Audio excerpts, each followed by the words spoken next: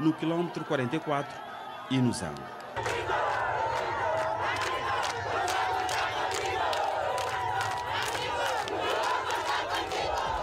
Peço agora a vossa atenção para o seguinte. Integrei-me nas fileiras da luta clandestina de libertação nacional em Luanda, em 1960, aos 18 anos. Em 7 de novembro de 1961, saí clandestinamente de Angola para o Congo Leopoldville, onde pouco tempo depois recebi o cartão de membro do MPLA nos escritórios deste movimento de libertação nacional na cidade de Leopoldville, hoje Kinshasa. Em novembro de 1974, fui eleito membro da direção do MPLA. Em 1980, no quadro do sistema de partido único, fui eleito presidente do MPLA e presidente da República Popular de Angola. Em setembro de 1992, em eleições democráticas multipartidárias, como presidente do MPLA, conduzi o partido à vitória nas eleições legislativas e com maioria absoluta. E como candidato à eleição presidencial, ganhei a primeira volta dessa eleição. Em 2012, em eleições gerais, fui eleito presidente da República e impulsado para cumprir o mandato que, nos termos da Constituição da República, termina em 2017.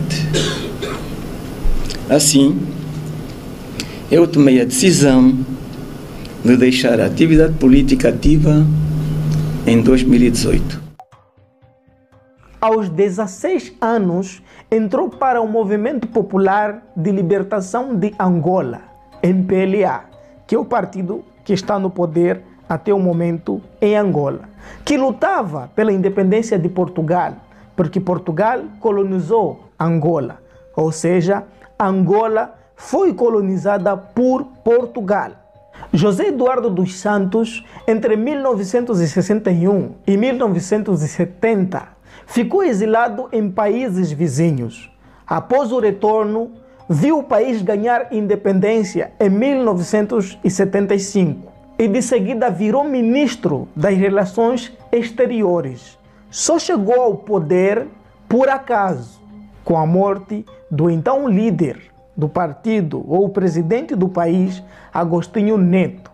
Para quem não sabe ou para quem não sabia, Agostinho Neto foi o primeiro presidente de Angola independente. Foi o homem que proclamou a independência de Angola. E após a sua morte por doença, José Eduardo dos Santos substituiu Agostinho Neto. Viva Angola! Viva Angola!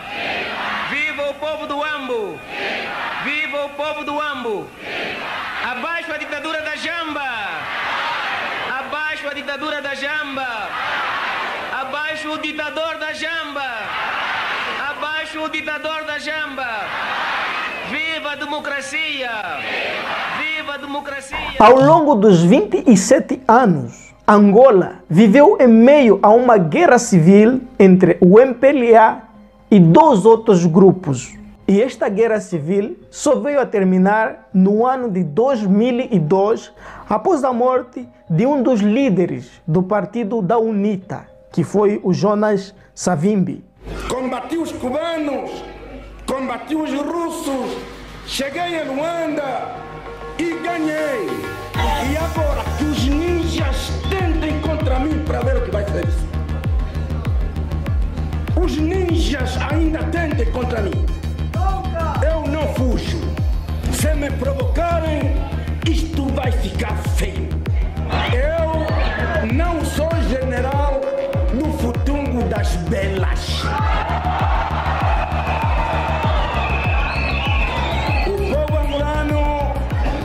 e a ter calma e coragem e confiança. Desta vez o MPLA não vai conseguir mais. Nos anos de 1990, José Eduardo dos Santos abriu o país para a democracia e economia de livre mercado. Foi eleito e transformou Angola no segundo maior exportador de petróleo do continente africano. Mas a população continua a viver e até então vive na miséria.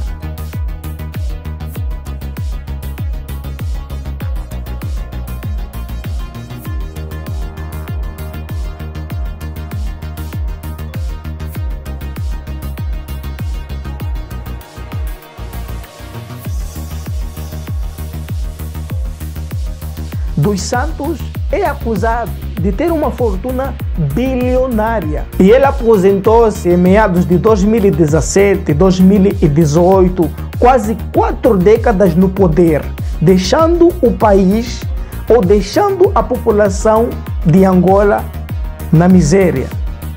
Eduardo dos Santos deixou 40% da população angolana na miséria. E com isso, ele terminou a sua aventura governativa com uma fortuna avaliada em cerca de 18,5 mil milhões de euros.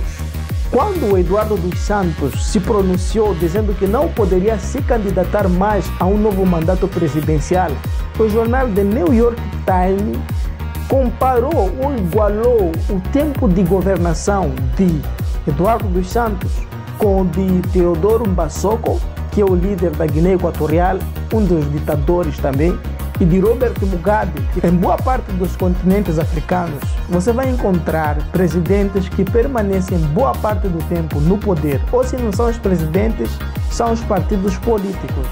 E um desses casos é, ou foi, continua sendo o caso de Angola. Um país onde vive em agonia, com uma desigualdade brutal entre a população e a elite do país, porque a população continua a viver na miséria, enquanto que os políticos estão se dando bem. E quanto à mortalidade infantil, Angola continua então sendo um dos pesadelos nesta terra. E se você não sabia, 1 em cada 5 crianças em Angola não chegava ao 5º aniversário. A corrupção era e até então continua sendo um outro flagelo. Sem deixar de falar da falta das condições básicas para uma vida digna, da falta de condições básicas para uma vida condigna, como acesso ao serviço de saúde, como acesso à eletricidade, como acesso à água potável. Essas realidades chocavam e até agora continuam chocando de frente com as riquezas da família que o Eduardo dos Santos acumulou durante o seu poder.